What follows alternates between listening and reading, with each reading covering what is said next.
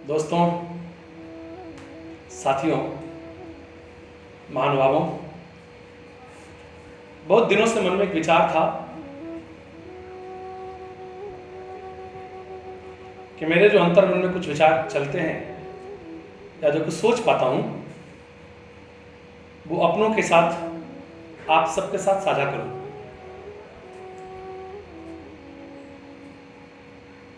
दोस्तों, देश स्वतंत्रता की देहली पर खड़ा था। देश के विभिन्न क्षेत्रों में और देश के बाहर भी वैश्विक पटल पर विभिन्न प्रकार के विचार मन मस्तिष्क पर लोगों के उपज रहे थे। उसी बीच हमारा देश स्वतंत्र हुआ और स्वतंत्र हो जाने के ठीक बाद देश के मनीषियों, देश को चाहने वालों, राष्ट्र की अस्मिता, गौरव और स्वाभिमान को अपना जीवन धन मानने वाले लोगों के मन में एक बात आई कि आखिर देश के विकास की, देश के प्रगति की दिशा क्या होनी चाहिए। किसी भी राष्ट्र के, इस धरती के पुत्र का यह स्वाभाविक कर्तव्य है कि वो अपने मां के विकास की वास्तविक अवधारणा और दिशा को तय और व्यवस्थित करे। इसी श्रृंखला में भारतीय जीवन दर्शन और मनीषा के महान ऋषि, एकात्म मानव दर्शन के प्रणेता पंडित दीनदयाल उपाध्याय के मन में भी एक विचार आया। वो ये देख रहे थे कुछ लोग सामंतवाद की बात कर रहे हैं, कुछ लोग साम्यवादी विचार के स्थापना की बात कर रहे हैं। भारत के विकास की भिन्न भिन्न अवधारणाएं भारतीय जनमानस के मन में पनप रही हैं। भिन्न भिन्न प्रकार के विचार चल रहे हैं, किंतु सब बड़े बेतरतीब, अव्यवस्थित और राष्ट्रीय चिति के विरुद्ध। फलतः पंडित दीनदयाल उपाध्याय जी ने राष्ट्र के विकास की, राष्ट्र के प्रगति की, राष्ट्रीय चिति के अनुरूप एक अवधारणा और विचार दिया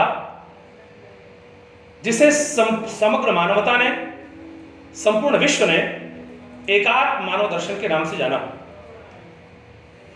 साथियों, हम सबके मन में यह बात आती ही होगी कि एकात्म मानव दर्शन आखिर अन्य विचारकों और अन्य दर्शनों से पृथक कैसे है। मित्रों, विचार की कोई अन्य अवधारणा भी हो सकती थी, किंतु राष्ट्रीय चिति के अनुरूप नहीं होती। राष्ट्रीय चिति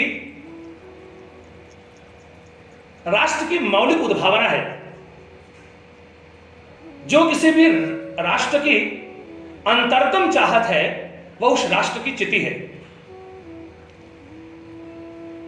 पंडित जी ने जो दर्शन दिया, एकात्म मानव दर्शन, वह मनुष्य मात्र के एकात्मता का विषय रखा। विशेषतः राजनीतिक क्षेत्र में, एक ऐसे समय पर जब राजनीतिक क्षेत्र स्वार्थ की पूर्ति की शरणस्थली हो गई थी, जब राजनीतिक क्षेत्र में कार्य करने वाला कार्यकर्ता के मन में एक विचार शून्यता की स्थिति निर्मित हुई थी और उसके मन में एक विचार घेरा बना रहा था कि वह राजनीतिक क्षेत्र में कार्य करता है कुछ स्वयं के प्रयोजनों की सिद्धि के लिए।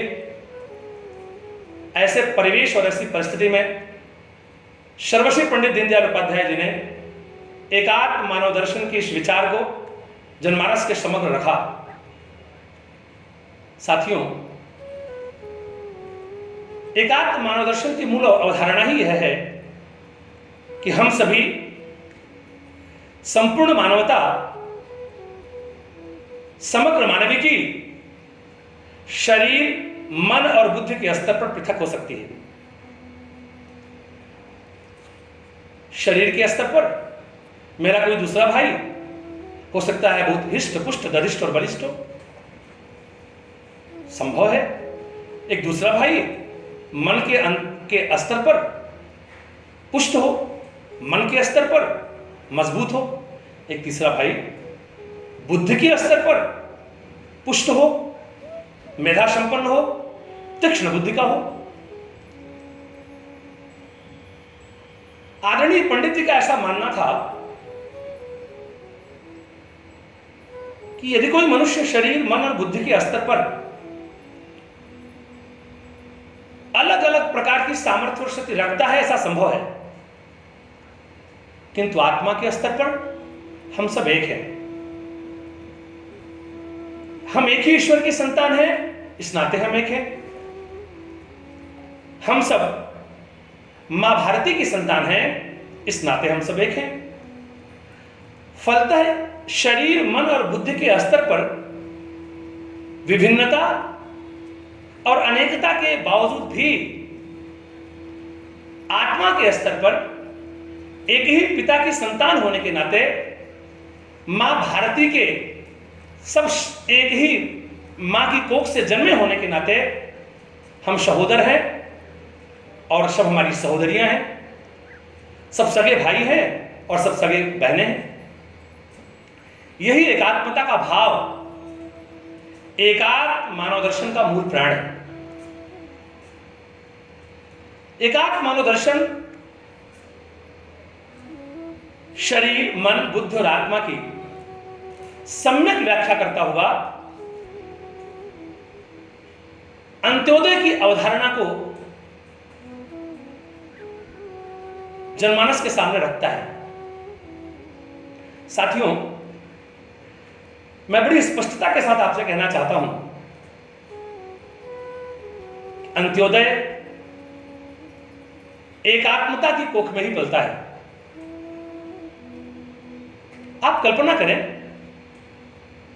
जैसे ही आपके भीतर यह भाव पुष्ट होता है कि हम एक ही मां की संतान हैं, अर्थात मनुष्य मात्र हमारा सगा भाई और हमारी सगी बहन है,